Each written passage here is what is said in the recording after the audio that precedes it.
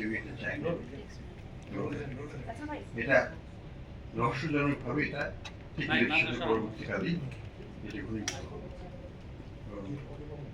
কোন একটা বিশেষ মহল কিছু স্বল্প সংখ্যক কর্মকর্তাকে ব্যবহার করে একটা আমি মনে করি আমাদের যে আর্থিক খাতের যে শৃঙ্খলা, আমাদের যে অর্জন, সেটাকে পিছিয়ে দেওয়ার পিছনে একটা ষড়যন্ত্র হিসেবে এটি কাজ করছে। যেসব ইস্যু নিয়ে তারা প্রস্তুত করছে বা দেখছে সেগুলো তাদের আন্তর্ভুক্ত ইস্যু নয়। 7 ব্যাংকের 5 ব্যাংকের মার্জার এটা কোনো স্টাফ অ্যাসোসিয়েশনের ইস্যু নয়, এটা হচ্ছে সরকারের পলিসিগত বিষয়, এটা হচ্ছে পলিটিক্যাল ইকোনমি ইস্যু। 76 লক্ষ ডিপোজিটরের স্বার্থ রক্ষা, তাদেরকে উদ্ধার করার জন্যই এই প্রক্রিয়া। গত 2 বছর ধরে তারা টাকা পাচ্ছিল না, তার টাকা পাওয়ার কোনো সম্ভাবনাই ছিল না।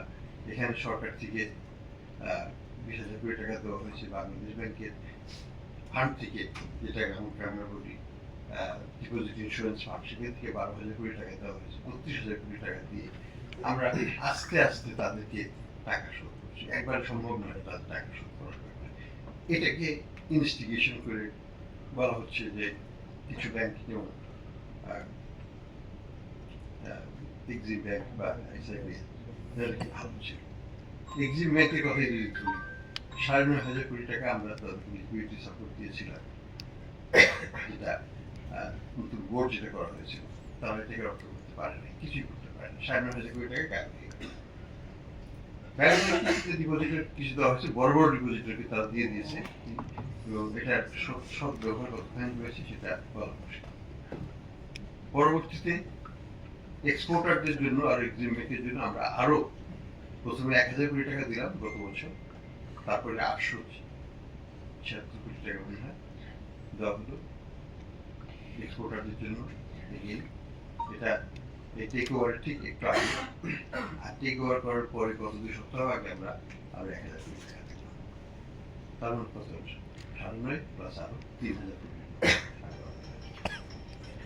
এই টাকাগুলো দিয়ে আমরা কি অর্জন করেছি? আমরা স্থিতিশীলতা অর্জন করেছি, আমরা মানুষকে তাদের টাকা ফেরত দেওয়ার জন্য ব্যবস্থা করেছি। এই ক্ষেত্রে যদি হস্তক্ষেপ করা না হতো, কি হতো তাহলে? এই ব্যক্তিগুলোর কি হতো? এটা কি আমরা ভেবে দেখেছি?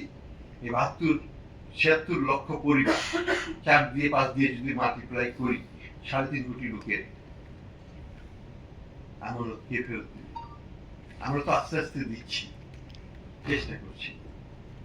এইখানে আমি যেটা মনে করি যেটা গর্হিত কাজ হয়েছে, সেটা হলো এই আমাদের বাংলাদেশ ব্যাংকের কোনো কর্মকর্তার কোনো অধিকার নাই এইসব বিষয় নিয়ে প্রশ্ন করার জন্য।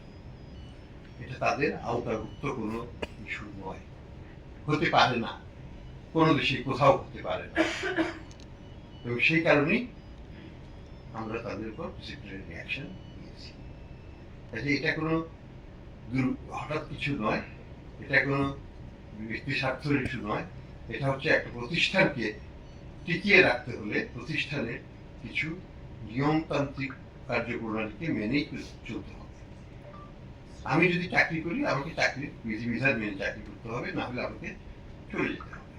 এটা তো নিয়ম দুনিয়াতে। আমি চাকরি করব, কিন্তু চাকরির বিধিবিধান মানবো না, প্রতিষ্ঠানের মান মর্যাদা রাখবো না, প্রতিষ্ঠানকে ধুলায় ভাসিয়ে দিব, কিন্তু আমি চাকরি করব অন্য কোনো গোষ্ঠীর ইঙ্গিতে আমি পরিচালিত হব, সেটা গ্রহণযোগ্য নয়।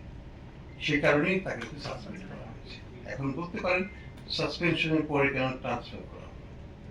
Legitimate question. সাসপেন্ড করা হয়েছে এবং